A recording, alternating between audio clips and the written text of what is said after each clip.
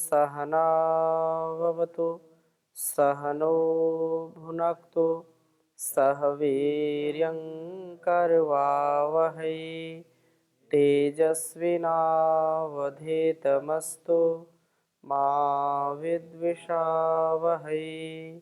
ओम शांति शांति शांति। उपनिषद सार की इस कक्षा में आप सभी का हार्दिक स्वागत है। उपनिषद सार के स्वाध्याय में हम मुंडकोपनिषद का स्वाध्याय कर रहे हैं और मुंडकोपनिषद में प्रथम मुंडक के द्वितीय खंड का स्वाध्याय कर रहे थे, जिसमें हमने तीसरे श्लोक तक चर्चा की थी और आगे हम चर्चा करेंगे। जो यज्ञ की विधान, यज्ञ की विधि, यज्ञ का अनुष्ठान हमारी जो प्राचीन परंपरा थी, उस प्राचीन परंपरा को हमारे ऋषियों ने अक्षुण्ण बनाए रखा और इससे हमारे जीवन और जगत का अतिशय कल्याण होता है। इस कल्याण से परिपूर्ण होने के लिए हमारा सदा ही जो घर है, भवन है, आवास है, विश्वास के साथ यज्ञ जरूर करें। ये बात कही कि यस्य अग्निहोत्रम, यस्य अग्निहोत्रम, जिसके घर में हवन नहीं होता, रोज होना चाहिए, और नहीं होता तो कम से कम ये कहा कि जो है चतुर्मास्यम, चतुर्मास में 4 महीने में, 1 महीने में, पूर्णमासी के दिन, अमावस्या के दिन कभी तो कर ले। लेकिन कुछ लोग जो करते नहीं है तो बड़ा ही उनके लिए अकल्याणकारी है। जिस घर में, जिस गृहस्थ में नित्य हवन नहीं होता, न कभी अमावस्या को होता है, न पूर्णिमा को होता है,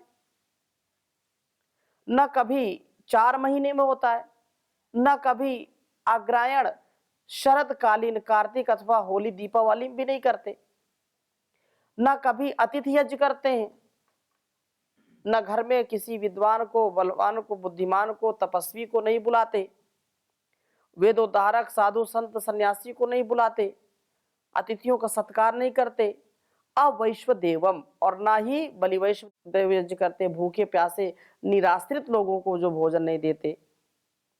ऐसे जो कंजूस लोग हैं, कृपण लोग हैं, इस विधि पूर्वक जब नहीं करते हैं तो ऐसा गृहस्थी 7 लोगों के शुभ फलों से वंचित रहता है।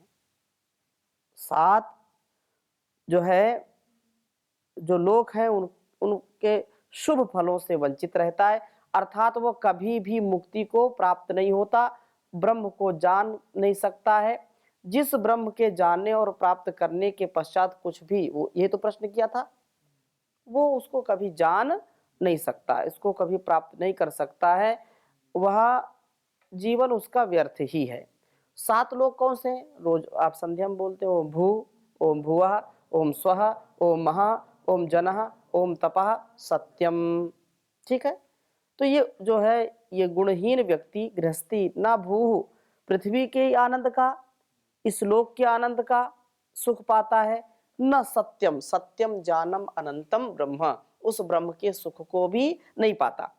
अर्थात कहने का आशय यह है कि जो व्यक्ति उस परम पिता परमेश्वर का गुणगान नहीं करता, यज्ञ नहीं करता है, वो इस लोक में भी और परलोक में दुख पाता है, घर में भी। वो होम होम नहीं है जिस घर में रोज होम नहीं होता है। तो हमारे जीवन में और इस जगत के कल्याण के लिए यज्ञ परम आवश्यक है। अब अग्नि के दृष्टांत से 7 लोगों को किस प्रकार से जीत लेता है साधक, इस प्रकार से बताते हैं। तो यहां पर कहा है, काली कराली च मनोजवाचा,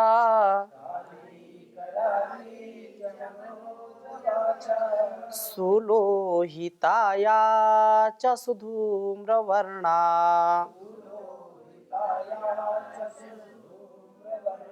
स्फुलिंगिनी विश्वरुचि च देवी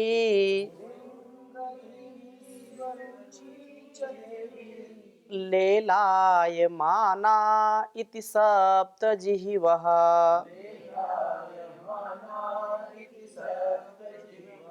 बहुत सुंदर बात कही है कि जो काली कराली तथा मनोजवा सुलोहिता बहुत ही तप्त बिल्कुल है ना, जिस समय अग्नि बिल्कुल भयंकर कालवत हो जाए, काली कराली जिस समय बिल्कुल जो है लपटे खूब प्रज्वलित होने लगे और मन के समान जो है अत्यंत वेग वाली हो जाए, जब चंचल बिल्कुल ऐसे इधर इधर उधर होती है ना अग्नि, जब जलती है वेग वाली हो जाए और अति चपल हो जाए, बहुत ही लाल वर्ण हो जाए, लाल वर्ण से युक्त हो जाए, अथवा श्वेत वर्ण से, जब बहुत तेजी होती बीच में सफेद सफेद श्वेत भी होता है ना, श्वेत वर्ण की हो जाए, जिसका रंग श्वेत हो और धुआं बिल्कुल ना हो, धुआं बिल्कुल नहीं, धूम्र नहीं होना चाहिए, जिसमें से स्फुलिंग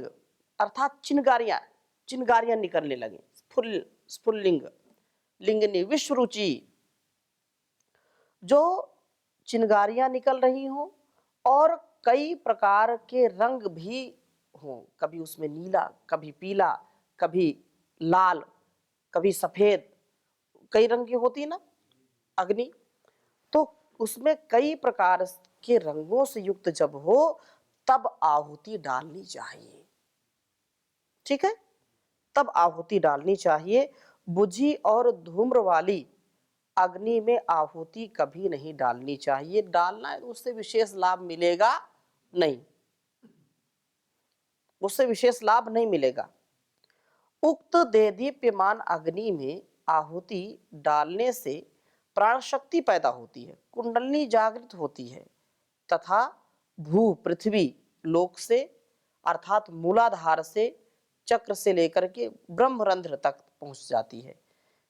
इसी को इस प्रकार स्पष्ट किया कि भूलोक अग्नि को काली कहा, क्योंकि जब वह मनुष्य इस भूतल के पदार्थों में ही रमण करता रहेगा तब तक मन मलिन ही रहेगा, राग द्वेष आदि जो कालिमाएं हैं उससे युक्त रहेगा, और जब तक इस भूतल से पदार्थों से ममत्व भाव का परित्याग नहीं करेगा तब तक ऐसा रहेगा, और परित्याग करेगा तब धीरे धीरे शुद्ध अंतःकरण वाला हो जाता है, सत्यलोक को प्राप्त हो जाएगा वह।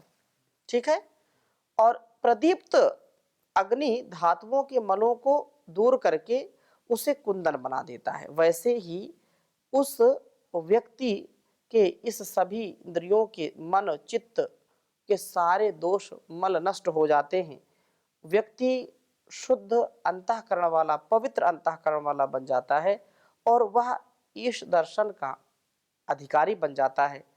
जब तक मन में मलिनता है, मलिनता कब रहेगी, जब इस संसार के भोगों में हम फंसे रहेंगे, तेजस्विता नहीं आएगी, हम तेजस्वी नहीं होंगे, क्योंकि मन में भय रहेगा, डर रहेगा, ग्लानि रहेगी, शंका रहेगी, इससे व्यक्ति निर्मल नहीं हो पाता, उत्साह में नहीं रह पाता है।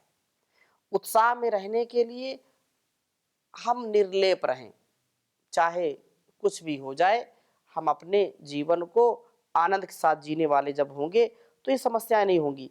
उसी विषय को और आगे प्रदीप्त अग्नि में नियम पूर्वक नित्य प्रति हवन करने का फल बताते हैं। क्या है?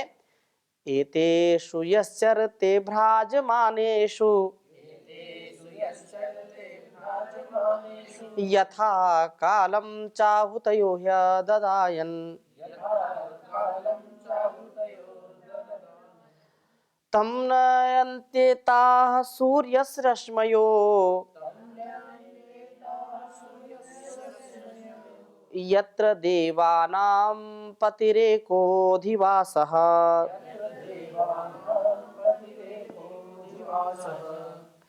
तो अब ये कह रहे हैं कि जहाँ जो कोई भी अग्निहोत्री एतेषु भ्राजमानेषु इन देदीप्यमान ज्वालाओं में यथाकालम समय पर विधि पूर्वक चरते अग्निहोत्र करता है, यजन करता है, आहुति डालता है, तब उस अग्निहोत्री को निश्चय ही आददायन अपने साथ लेकर ये आहुतियां सूर्य की रश्मया किरणें बन करके नयंती वहां पहुंचा देती हैं उसको, जहां देवताओं का एकमात्र स्वामी इंद्र अधिवासः निवास करता है, जहां वो रहता है। क्या कह रहे हैं कि एतेषु यश्चरते भ्राजमानेषु, जो सुख शांति का इच्छुक देदीप्यमान अग्नियों में यज्ञ करता है, उसको ये आहुतियां सूर्य के द्वारा उस लोक में ले जाती हैं जहां देवों का देव परम पिता परमेश्वर, सबका रक्षक, पालन पोषण करने वाला, अर्थात यज्ञ द्वारा अन्न जल वायु जो शुद्ध करता है, इनकी शुद्धि से और उसके सेवन से मानव का अंतःकरण पवित्र होता है, स्वस्थ अवस्था प्राप्त होती है और समाधि में मन लगता है। योग के द्वारा ही परब्रह्म का साक्षात्कार होता है, परमानंद की प्राप्ति होती है। इस प्रकार से यज्ञ व यज्ञ की आहुतियां यज्ञकर्ता के लिए महद उपकारक हो जाती हैं। ठीक है, आगे चलिए। कहा एहेत्येति तम आहुतया सुवर्चसः सूर्यस्य रश्मिभिर्यजमानं वहन्ति प्रियां वाचम् अभिदन्त्योर्चयन्त्य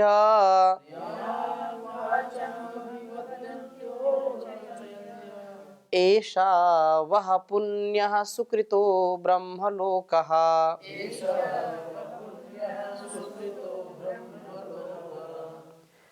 कह रहे हैं कि उस यज्ञकर्ता को वे आहुतियां क्या कहती हैं, एही, आओ आओ, इस प्रकार बुलाती हैं जैसे चेतन मनुष्य किसी को इशारे से बुलाता है। प्रियाम वाचाम, प्रिय वाणी बोलती हैं और अर्चना करती हुई कहती हैं, ऐसा वह, यह है तुम्हारे यज्ञ का पुण्य प्रताप जिससे तुम ब्रह्म को प्राप्त हुए हो। इस भाव को इसका यज्ञ याग और संध्या वंदन करने वाला सूर्य के समान तेजस्वी हो जाता है। उसका उत्साह इतना बड़ा होता है कि उसको बिल्कुल ऐसा लगता है कि निर्जीव जो चीजें वो भी उससे बातें करती हैं। इतना वो संवेदनशील हो जाता है, इतना उसकी चेतना विकसित हो जाती है, उच्च चेतना से युक्त हो जाता है कि उसको चारों ओर इतना दिव्य भव्य अनुभव होता है। अग्नि भी उसको बिल्कुल ब्रह्म का ही स्वरूप नजर आती है और वह मानो कि उससे बातें करती है। ठीक है, अब जैसे आप कोई किसी का मन अशांत हो, आप अग्नि को देखो, मन शांत हो जाएगा, चंचलता दूर हो जाएगी, वो उससे बातें होती हैं। ठीक है, इसलिए यज्ञ के समय मन यज्ञ में लगाइए, इधर उधर नहीं। और अग्नि, अग्नि देवताओं का मुख है, उसको अग्नि, उसमें आप ध्यान लगाएंगे तो आपको स्वयं अनुभव होगा। तो शुद्ध अंतःकरण वाला हो जाता, उसकी वाणी और व्यवहार मधुरता से युक्त हो जाते हैं, आकर्षण शक्ति प्राप्त हो जाती है उसको। दुनिया उसका मान सम्मान करती है, उसको प्रिय लगता है, सबको वह प्रिय लगता है और सबका हितैषी हो जाता है।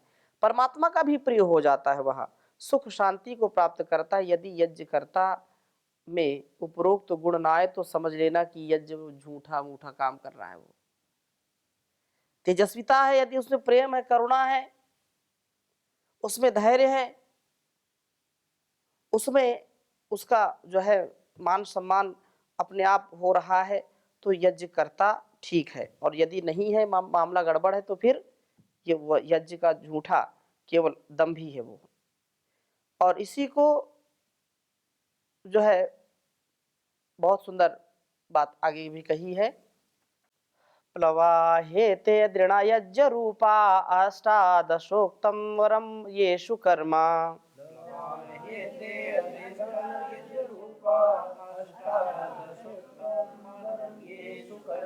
एतच्छ्रेयो यभिवदन्ति मूढा जरा मृत्युं ते पुनरेवापि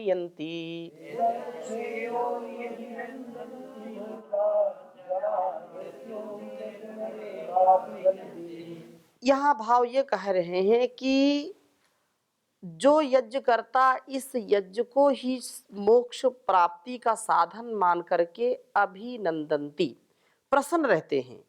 इससे भिन्न इस कर्म कांड से अन्यत्र किसी भी कर्म को महत्व नहीं देते।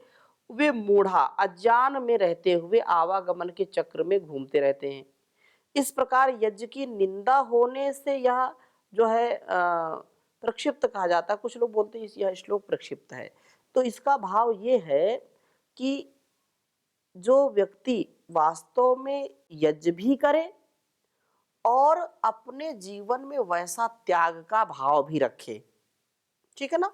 यज्ञ करना ही पर्याप्त नहीं है कि मैं तो रोज यज्ञ करता हूं और कर्म उसके अच्छे नहीं है तो उससे कभी लाभ नहीं मिलेगा। हाँ, जितना यज्ञ करें आहुति डालेंगे उतना तो मिलेगा, लेकिन संपूर्णता से उसका लाभ नहीं मिलेगा। यज्ञ हम कर रहे हैं तो त्याग की भावना हमारे अंदर भी होनी चाहिए। हमारे स्वभाव में त्याग होना चाहिए, हमारे स्वभाव में नम्रता होनी चाहिए, प्रेम करुणा होनी चाहिए। तो ऐसा यदि करेंगे तो जीवन हमारा जो है उन्नत होगा, पराधीन नहीं होंगे और जरा मृत्यु से हम पार हो जाएंगे। और यदि केवल अहंकार में हम तो इतना यज्ञ करते हैं, 2 घंटे बैठ करके यज्ञ करते हैं, और वो व्यक्ति फिर बंधन में आ जाएगा। क्यों? अहंकारी हो गया। यज्ञ तो करना है, हमारा संपूर्ण जीवन यज्ञ बन जाए।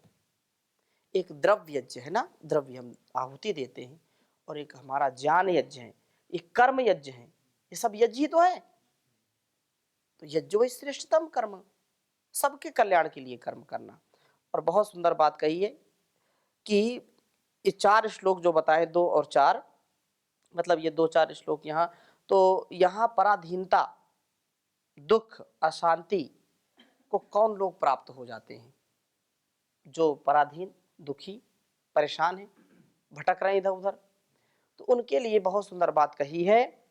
अविद्यायामन्तरिवर्तमानाः स्वयं धीराः पंडितं मन्यमानाः।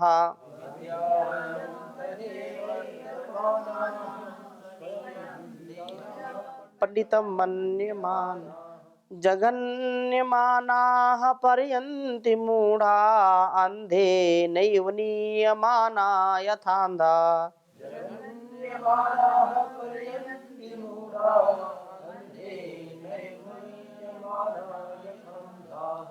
बहुत सुंदर बात कही कि अविद्यायाम अंतरे वर्तमाना। कुछ जो लोग हैं जो अविद्या से युक्त हैं, वे बालाह, बालक के समान है, छोटे जैसे बाल होते बालक। तो वे मूर्ख लोग अविद्यायाम, उपासना रहित सकाम कर्मों में बहुधा प्रकार से, अलग अलग प्रकार से वर्तमान वर्तते हुए, वयम, हम बहुत ही अच्छे हैं, हम बहुत मानी हैं, बहुत जानी हैं, ऐसा समझते हैं। अभिमन्यन्ति, ऐसा अभिमान कर लेते हैं। क्योंकि जो कर्मिणः, वे सकाम कर्म करने वाले लोग अपने जीवन में राग द्वेष से बच नहीं पाते और इसमें वो परेशान रहते हैं, अविद्या अज्ञान पाखंड में पड़े रहते हैं, अपने आप को बहुत धीर गंभीर विद्वान समझने लगते हैं। यही सबसे बड़ी समस्या है। मूर्ख से मूर्ख व्यक्ति भी सबसे बड़ी मूर्खता ये है कि वो ये नहीं समझता कि मैं मूर्ख हूं, वो तो समझता मैं सबसे सुंदर अच्छा काम करता हूं, मैं सबसे बुद्धिमान व्यक्ति हूं। सबसे बड़ी कमी ये है। मूर्ख से मूर्ख व्यक्ति भी समझता है कि मेरे से ज्यादा बुद्धिमान धरती पर कोई है ही नहीं। अविद्यायाम अंतरे वर्तमाना स्वयं धीराः पंडितम मन्यमाना, स्वयं अपने को धीर गंभीर बहुत बड़ा पंडित समझते हैं। और जघन्यमानाः पर्यन्ति मूढ़ा अंधे नैव नियमाना यथांधा, वो जगन नीच योनि में ठोकरे खाते हुए पर्यंती, नाना प्रकार के दुखों को, कष्टों को और जो है जर्जर होते रहते, जर्जरित हो जाते हैं। उनका जीवन इसी प्रकार समझना चाहिए, यथा अंधेनैव नियमाना यथांधा। जैसे अंधा जो है अंधे के द्वारा अंधे को ले जाया जाता, स्वयं भी कुएं में गिरेगा, दूसरों को भी गिराएगा है। तो ये जो है अंधे को चला रहा है तो कूप में डूबेंगे, कूप में डूब होंगे कि नहीं होंगे। अंधा व्यक्ति कभी भी तरेगा नहीं, वो स्वयं भी गर्त में गिरेगा, हम तो डूबेंगे सनम, तुमको भी ले डूबेंगे, है ना। तो ये अंधकार से युक्त, वो खुद भी गिरेगा, दूसरों को गिराएगा। यही आज के समय में सब जगह चल रहा है मामला। कभी सत्य तथ्य की ओर लोगों का ध्यान नहीं जाता, जिससे अनेक कष्ट है। ईश्वर के सच्चे स्वरूप को नहीं समझते, उपासना विधि को नहीं समझते, तो ऐसे कैसे काम चलेगा। और भी स्पष्ट करते हुए कहा कि अविद्यायाम बहुधा वर्तमाना, अविद्यायाम बहुधा वर्तमाना, अविद्यायाम बहुधा वर्तमाना वयम कृतार्था इत्यभिमन्यन्ति बालाः।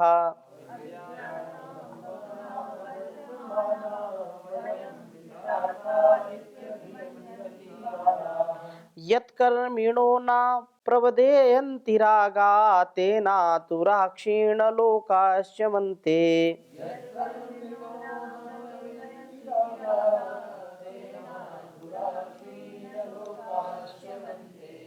तो कह रहे हैं कि अविद्यायाम बहुधा वर्तमान, अविद्या अंधकार रूप दुख सागर में पड़े हुए भी वयम कृतार्था, हम ही सबसे अधिक जानी मानी और पुण्यशाली भागशाली हैं, ऐसा अपने आप को मान करके यथार्थ बोध के लिए प्रयत्न नहीं करते।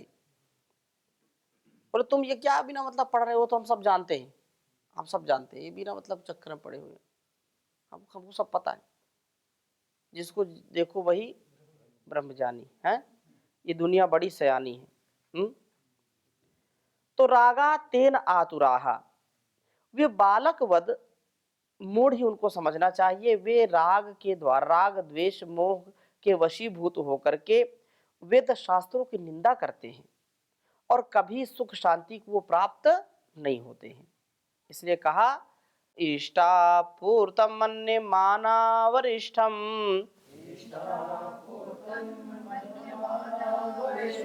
नाना श्रेयो वेदयन्ते प्रमूढ़ाः। नाकस्य पृष्ठे ते सुकृतेऽनुभूत्वम्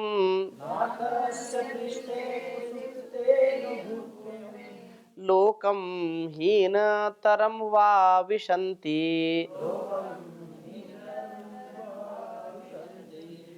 ये कहा कि वास्तव में अविद्या जो नाकस्य पृष्ठे इष्टापूर्तम मन्य माना, जो लोग यश मान पूजा आदि की अभिलाषा में जो है अहंकार और अभिमान के वशीभूत हो जाते हैं, नेम फेम के चक्कर में पड़ते हैं, लोक तृष्णा पुत्र तृष्णा वित्त तृष्णा के चक्कर में पड़ जाते हैं और इसके वशीभूत होकर के यज्ञ याद आदि करते हैं। इन्हीं के करने में जीवन की सबसे अच्छी सफलता मानते हैं और समझते हैं कि हमने यज्ञ कर लिया तो सब कुछ कर लिया, अहंकार के वशीभूत होकर के, और योग आदि कुछ करते नहीं, अष्टांग योग का पालन नहीं करते। नाकस्य पृष्ठे, यह लौकिक सुख को ही जो है कुछ काल प्राप्त होकर पुनः इमम हीन तरम लोकम आविशंति, इस संसार में आकर के जन्म मरण के दुख को प्राप्त होते रहते हैं। जो यज्ञ याग कर्म कांड के साथ साथ अपने अपने वर्ण आश्रम के कर्तव्य को, कर्मों को अच्छी प्रकार से करते हैं, वास्तव में वो ईश उपासना भी करते हुए मोक्ष के अधिकारी होते, नहीं तो पुनरपि जननम पुनरपि मरणम पुनरपि जननी जठरे शयनम। ये यह संसारे खलु विस्तारे कृपया पारे पाहि मुरारे, भज गोविंदम गोविंदम भज मूढ़ मते। तो ऐसे हम जीवन को जिए। तो आगे और हम चर्चा करेंगे, अभी इस द्वितीय खंड में 3 और रह गए हैं, आगे अगली कक्षा मिलेंगे इनको। ओ शांति शांति शांति।